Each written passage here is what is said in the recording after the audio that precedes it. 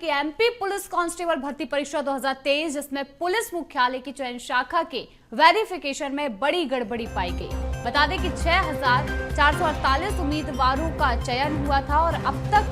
30 संदिग्ध उम्मीदवार सामने आए हैं। बता दें कि आधार में फोटो फिंगरप्रिंट बदलकर परीक्षा में सॉल्वर बैठे, तो वहीं फिजिकल से पहले ही आधार बदला था और 6 जिलों में 16 एफआईआर भी इस पूरे मामले में दर्ज हो चुकी है। तो आपको बता दें कि बड़ी गड़बड़ी का मामला एमपी पुलिस भर्ती में देखने को मिला। 30 लोगों के खिलाफ यहां पर कार्रवाई की जा रही है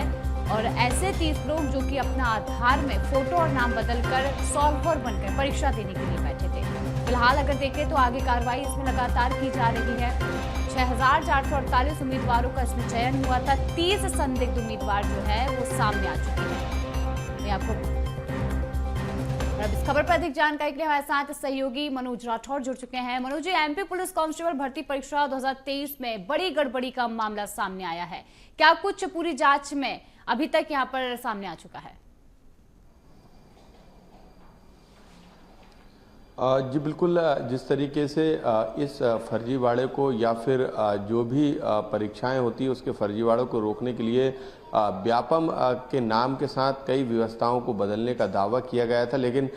जिस तरीके से फिर से ये फर्जीवाड़ा हुआ उसके मद्देनज़र ये कहा जा सकता है कि अभी भी भर्ती परीक्षाओं में फर्जीवाड़े का जो सिलसिला वो जारी है और उसकी एक वानगी हम कह सकते हैं कि मध्य प्रदेश में पुलिस कांस्टेबल भर्ती 2023 में जिस तरीके का फर्जीवाड़ा सामने आया और ख़ास तौर पर परीक्षा में जो उम्मीदवार फिजिकल परीक्षा जिन्होंने दी वो शामिल लिखित परीक्षा में नहीं हुए क्योंकि वो परीक्षा पास नहीं कर पाते। यही कारण है कि उन्होंने अपनी जगह पे सॉल्वर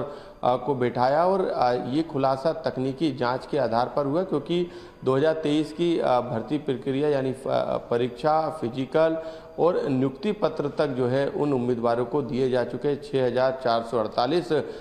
कांस्टेबल के पदों पर ये भर्ती की गई थी। भर्ती प्रक्रिया पूरी हो चुकी, लेकिन 2023 के बाद अब जब पुलिस मुख्यालय की चयन एवं भर्ती ब्रांच ने इस पूरे मामले की जांच की तो पता चला कि जो आधार कार्ड जिनके आधार पर फिजिकल परीक्षा में पास उम्मीदवारों को नौकरी कांस्टेबल की मिली है, उन उम्मीदवारों ने लिखित परीक्षा में आधार कार्ड के साथ छेड़छाड़ की थी, यानी आधार कार्ड पे उन्होंने फ़ोटो को बदला था, सॉल्वर का फ़ोटो उसमें लगाया गया था। इसके अलावा फिंगर चेंज किए गए थे। यही कारण था कि जब परीक्षा केंद्रों पे सॉल्वर परीक्षा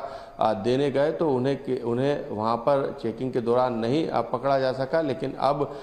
जो पुलिस मुख्यालय की भर्ती शाखा है उसने जब इसकी पड़ताल की क्योंकि गोपनीय शिकायत जो है वो मिल रही थी और शिकायत के आधार पर जांच की तो काफ़ी चौंकाने वाले तथ्य सामने आए और पता चला कि जो लिखित परीक्षा है उसमें आधार कार्ड में फ़ोटो और फिंगरप्रिंट्स बदलकर जो है सॉल्वर ने परीक्षा दी और फिजिकल परीक्षा में जो असल उम्मीदवार है वो पहुंचा और उसने फिजिकल परीक्षा पास करके जो है टेस्ट पास करके जो है उसने इस नौकरी को हासिल किया है। अभी तक इस पूरे मामले में जो मुरैना के साथ श्योपुर समेत 6 जिलों में 16 एफआईआर दर्ज पुलिस मुख्यालय के निर्देश पे हुई है। कई आरोपियों को गिरफ्तार किया है। बिहार से एक सॉल्वर को भी पकड़ा गया है, लेकिन अभी भी 16 के अलावा करीब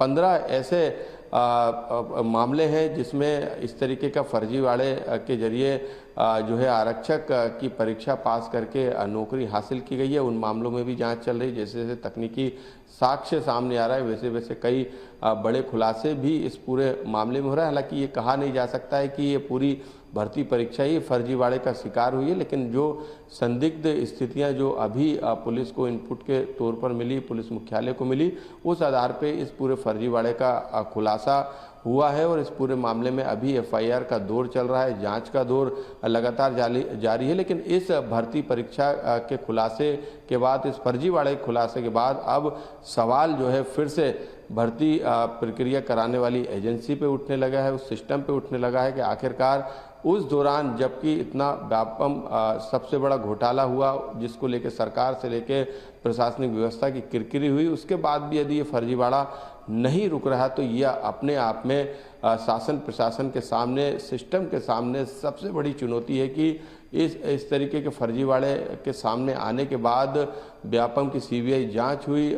देश ही नहीं बल्कि दुनिया में इसकी फर्जीवाड़े की गूंज सुनाई दी। और यदि इसके बावजूद भी फुल जो सिस्टम था, फुल प्रूफ सिस्टम उसे कर दिया गया, यानी किसी तरीके की गुंजाइश नहीं रही, यदि उसके बावजूद भी ये फर्जीवाड़ा 2023 की भर्ती परीक्षा में सामने आता है, तो अब इस तरीके की कई परीक्षा पर जो है वो सवाल खड़े होने लगे हैं, जिसमें फिजिकल परीक्षा ना देके सिर्फ लिखित परीक्षा के आधार पर नौकरी हासिल की गई होगी। तो अब ये तमाम परीक्षाएं जो है वो जांच के घेरे में है। बिल्कुल मनोज जी, देखिए एक बड़ा घोटाला एक बार फिर से देखने को मिला, और व्यापम फर्जी घोटाले के बाद अगर इस तरीके के घोटाले अभी भी सामने आ रहे हैं तो कहीं ना कहीं बड़ा सवाल जो है बिल्कुल जरूर सामने आता है। देखना होगा कि आगे और जांच में क्या कुछ यहाँ पर सामने आता है। बने रहेगा मनोज जी, आगे भी आपसे अपडेट लेंगे।